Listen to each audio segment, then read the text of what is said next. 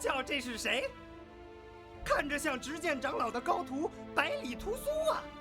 不过依我看，是只缩头乌龟还差不多。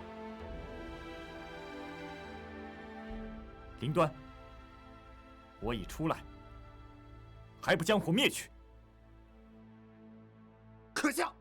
凭你也配指使我？哼！别说没给过你机会，之前分明是自己躲躲藏藏不肯出来，怨得了别人？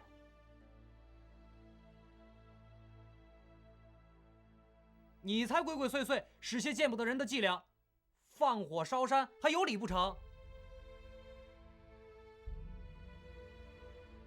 林端，你若奉命下山捉拿，只管冲我一人来，不必牵连其他。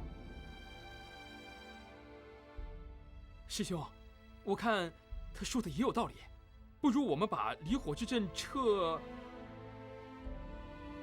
闭嘴！你是师兄还是我是师兄？什么时候轮到你说话了？百里屠苏想把火灭了，容易，来比上一场，让我看看灵月大师兄讳莫如深的师弟到底有什么天大本事。哼，在门派里连和同门比剑都不敢，不过是个废物，挂着执剑长老徒儿的名头。太过分了，怎么可以这样讲屠苏哥哥？苏苏不是你说的那样。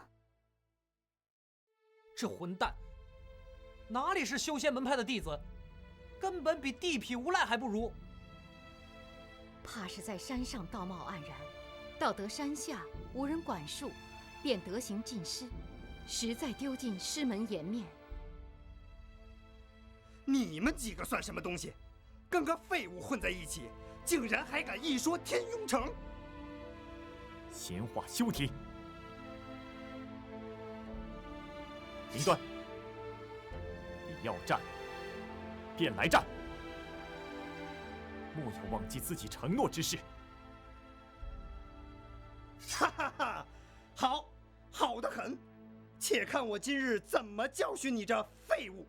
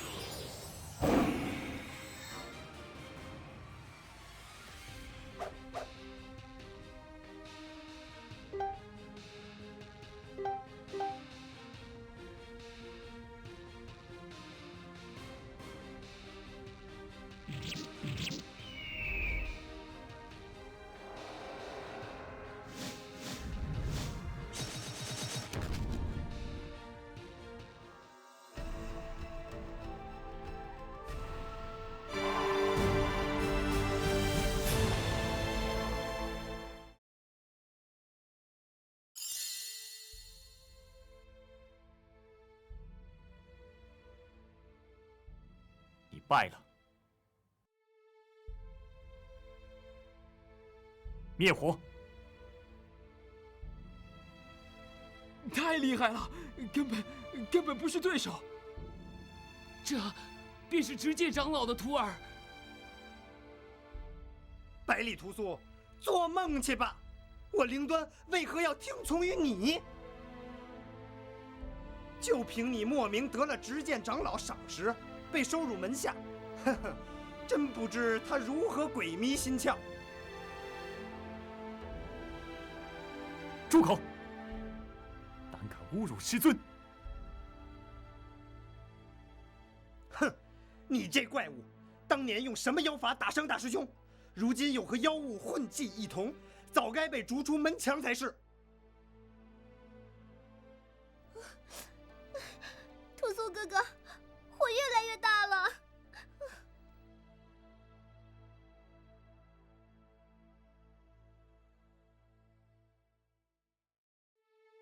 灵端，我说最后一遍，快撤去离火之阵！你不是很有本事吗？那就自己灭呀！我看你如何显神通，连我师父戒律长老的离火之阵都能破解。若不然，跪下来好好求我也行啊！念在同门一场，总不至太过绝情。哈哈哈哈哈！灵端师兄，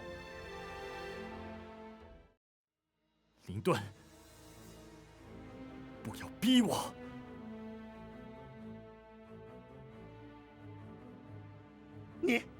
你，怪物！果然是只怪物！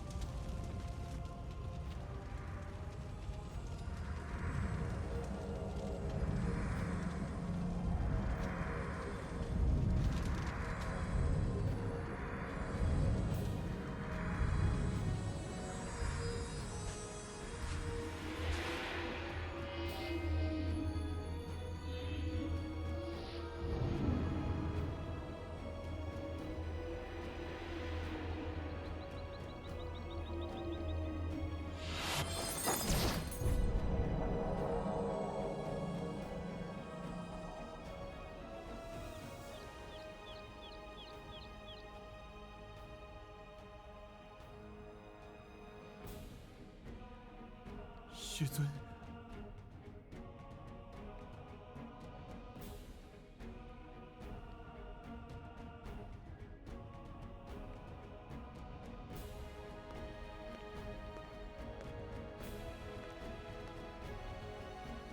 弟子拜见师尊。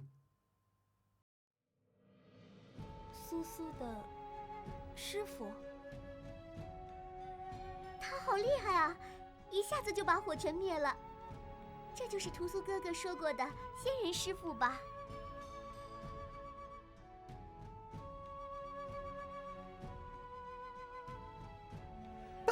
拜见执剑长老，多谢长老救命之恩。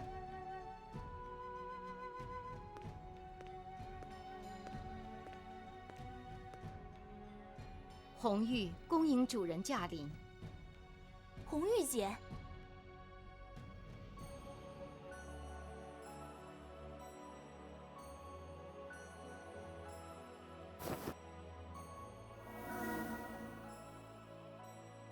何以私自离山，不失轻重，远离昆仑清气，凶煞难逆。若为师方才不及赶到，莫非你真要令同门血溅当场？弟子知错。师尊，仙体抱恙，如何能在此时出关？夫渠担心于你闯入闭关之地，师妹她，若非夫渠来寻，为师尚不知事已至此。弟子不孝，令师尊费心。未知师尊。无妨，眼妹所伤已无大碍。此间事毕，你速与我返回昆仑山。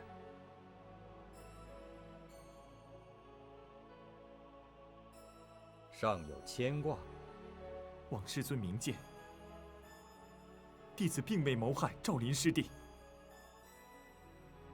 此事不必多言，你心性如何，为师自知。如今且回天雍城静养，将你凶煞之气稳下。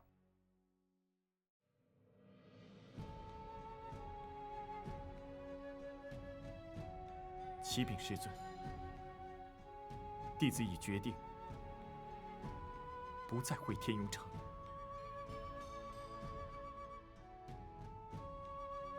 百里公子，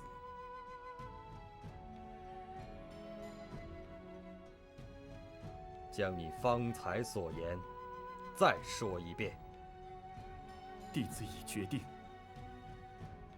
不再回昆仑山天雍城。故要与师尊明言，弟子绝无犯下杀害同门之罪。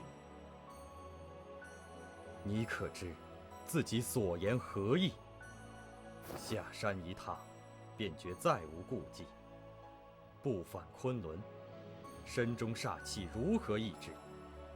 将性命视同儿戏？若回天雍城，又能如何？封印解开，3日后，弟子便魂飞魄散。封印不解，弟子于门派中苟延残喘，直至迷失心智，变为疯狂。苏苏，什么封印？屠苏哥哥魂飞魄散。从何得知封印一事？天雍城除剑术以外，尚且精通解封之术。师尊如此神通，必是早已知晓我身怀封印，无外乎偶尔流露欲言又止之色，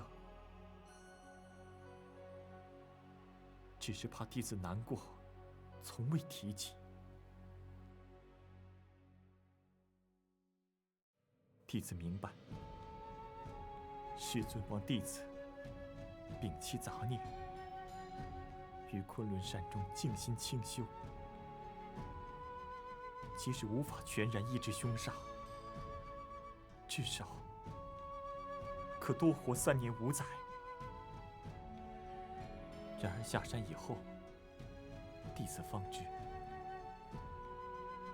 一个人活着，原本有许多事情可以去做，结交朋友，行侠助人，哪怕只是踏遍万里河山，心胸开阔，也好过为苟活暗狱一世。弟子已不在乎能够活得长久，只求按自己心意去做。自己心意。那么，当你体内凶煞再也无法抑制之时，又该如何？在那一天到来以前，弟子将前往渤海之东的归墟。那个无底深渊之中，感觉不到任何事物。光阴流逝，天地变迁，什么都不会有，只余下永恒黑暗的禁锢。届时，哪怕凶煞之力将弟子化为狂魔，也不必担心祸害人间。木头脸，你到底在说什么啊？怎么弄得像交代后事一样？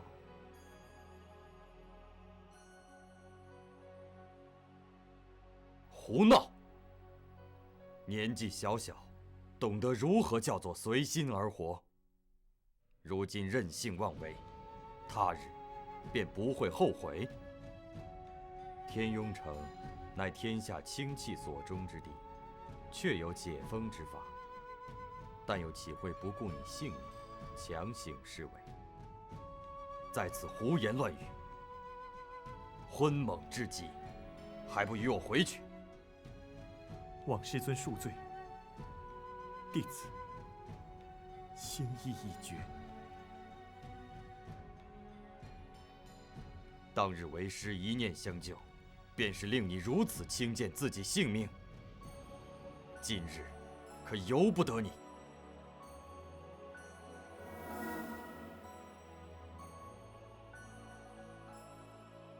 主人，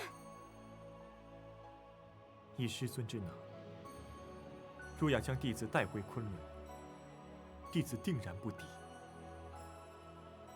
然而心中不会甘愿。师尊已成仙身，想必看得更是通透。世间生灵，终难逃一死。弟子再也不敢奢望改变什么结果，只求亲手选择怎样去活。他日遇事，亦不言悔。不言悔。有人寿数过百，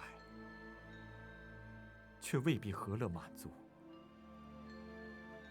有人一生不过短短10载、20载，或许也能做到许多轰轰烈烈之事。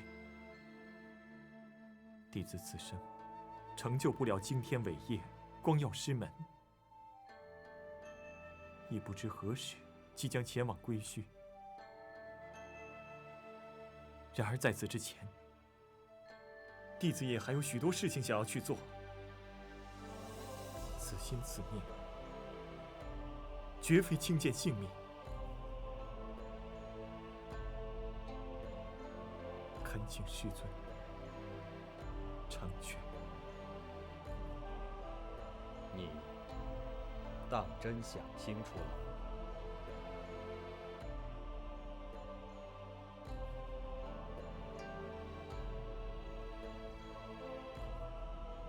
为师曾有一位挚友，亦是无论如何都要依自己心意而活，不论经历百折千磨，世间种种挫折苦难，仍然一往无前，从未言悔，也不在意结果如何。你的性子分明与他并不相同，这处却颇为相似。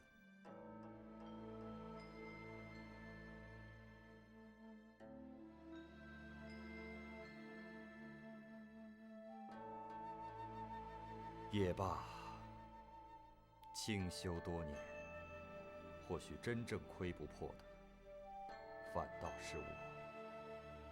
你若执意如此，便顺机缘行事去吧。多谢师尊。但你可知，既不愿回天雍城，便不能再以我天雍弟子自居。今日只得将你逐出门墙。弟子明白，师门数年养育之情，如今深恩负尽，皆是弟子过错。无甚对错，既已想清楚了，从这一刻起，百里屠苏不再是天雍城门下。苏苏，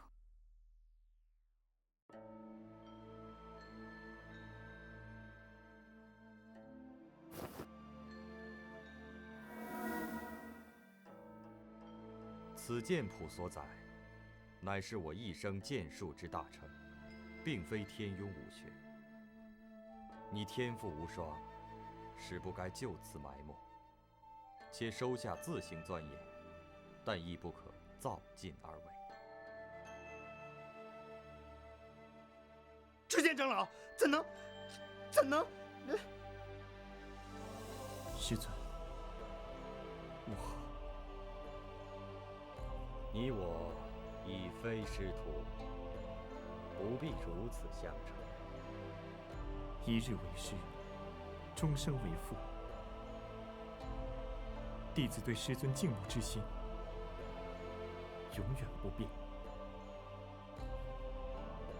你命途多舛，即便想要放下一切，随心而活，恐日后仍有变数。倘若有朝一日，以你体内凶煞之力与超凡剑术为恶，祸及苍生，我必亲手将你斩于剑下。弟子深明，谢师尊大恩。灵端，弟子在。尔等奉掌门之命下山，只为捉拿百里屠苏一人，却为何纵火焚山，罔顾生灵，丧德之志？长老息怒，长老息怒！长老明察，全是那百里屠苏的。住口！犯下如此大过，必当严惩。与我回天庸城，听候发落。长老恕罪，长老恕罪。回山。主人，你且留下，照看百里屠苏。是。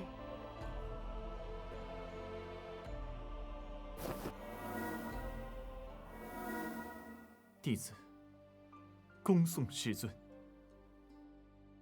这到底怎么了？木头脸有什么要命的封印？红玉姐，你认识苏苏的师傅？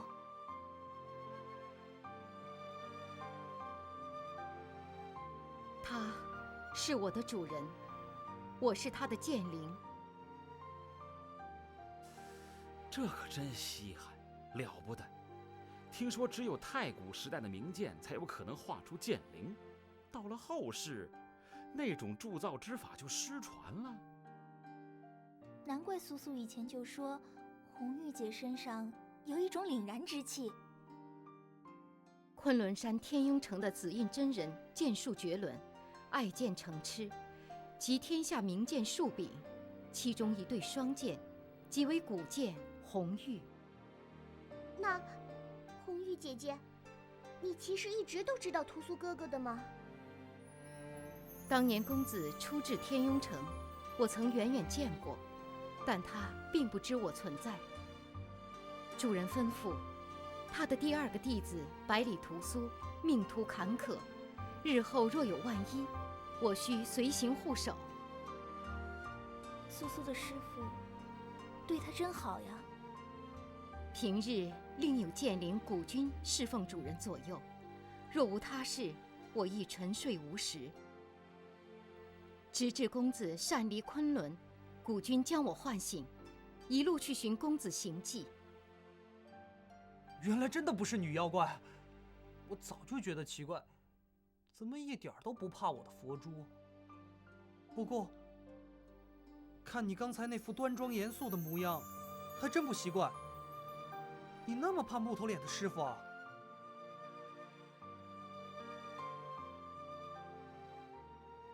苏苏说的那些，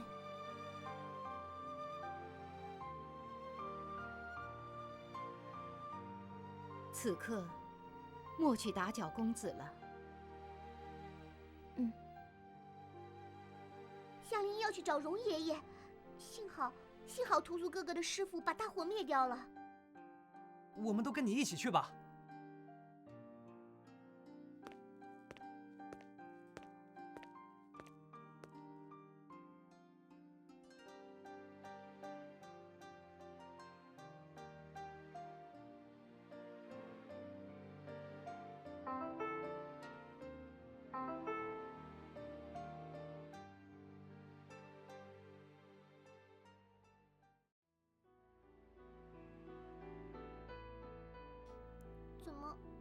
会这样呢？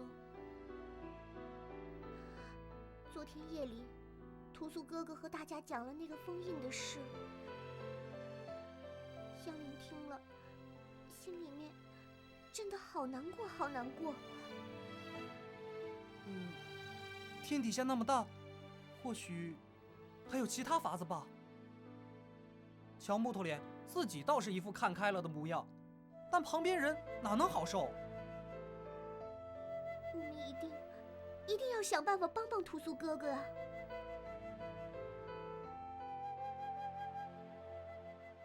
那当然，总不能让他真的去那什么归墟。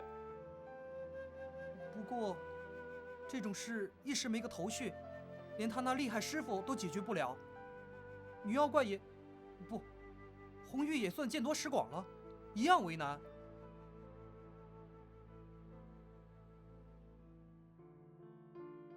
唉，眼下先想想好的吧。容爷爷安然无恙，你该开心一点才对。爷爷不是说，还好那个时候火被灭掉，再烧下去，紫荣林可要救不回来了。可是，爷爷为了保护林子里的草木，用掉太多灵力，得静静休养一段日子。屠苏哥哥也很难过的，说都是因为他才连累了紫荣林。关他什么事？要怪也怪那混账林端。是啊，那个人是大坏蛋，很坏很坏，答应了的还不算数。我看木头脸的师傅挺严厉，最好回去天雍城以后，那些人通通被严惩。嘿，那才叫大快人心。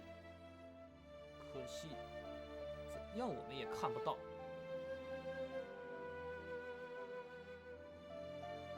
唉，最近发生的事都这么闷，真烦。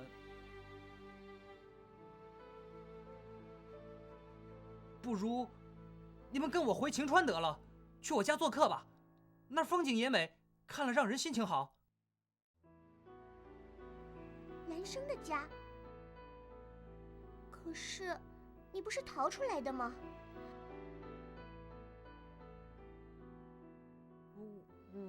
我没。其实我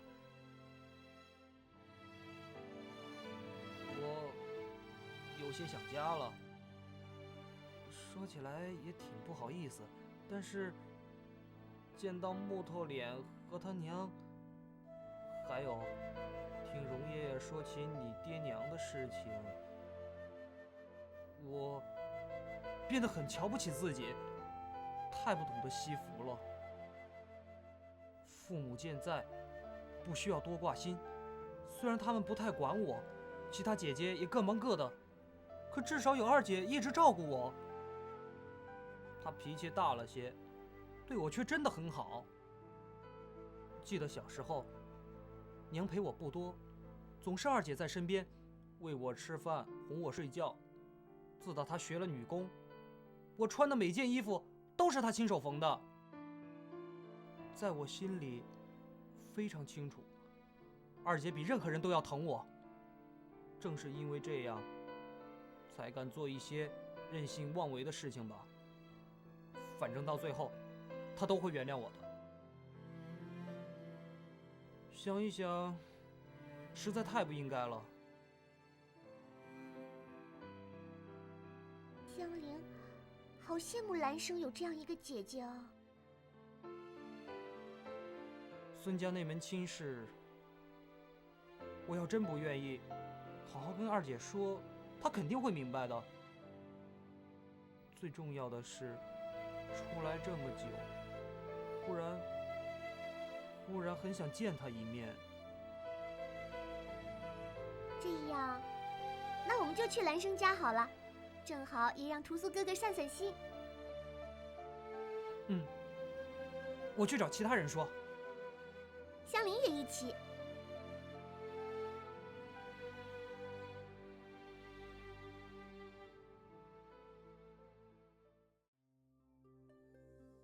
邀我们到猴儿家做客，我说，今儿个怎么长胆儿了？就不怕被人捆去拜堂啊？那是，总躲着也不是办法。再说，木头脸不想去各处走走吗？秦川我瞧着挺美，上回匆匆忙忙的，肯定没仔细看。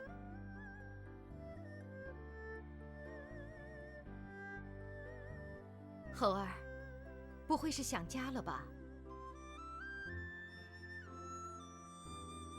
我想家又有什么错？自然是没错，可见猴儿真的长大了，也懂事了。图苏哥哥，你说呢？这样好不好啊？亲已决定四处走走看看，去哪里都是不错。多谢盛情。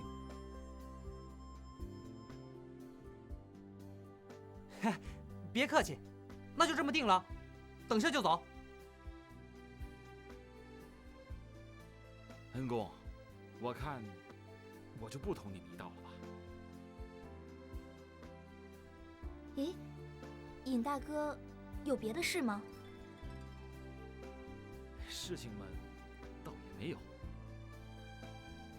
没有就一起去吧，大家聚在一块儿也不容易，这么分开了，感觉好可惜哦。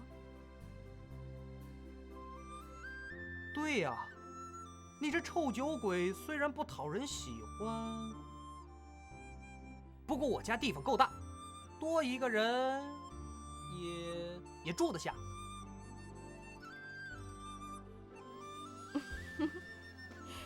猴儿又在口是心非，明明也想人家去。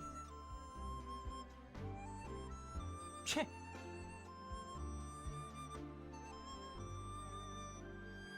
这样，既然晴雪妹子和方小公子都开口了，哼，那我去尝尝当地美酒也挺好。这天底下可没有不卖酒的镇子吧？果然又是酒。你瞧着，本少爷大方得很，到了那边请你喝个痛快。那就多谢了。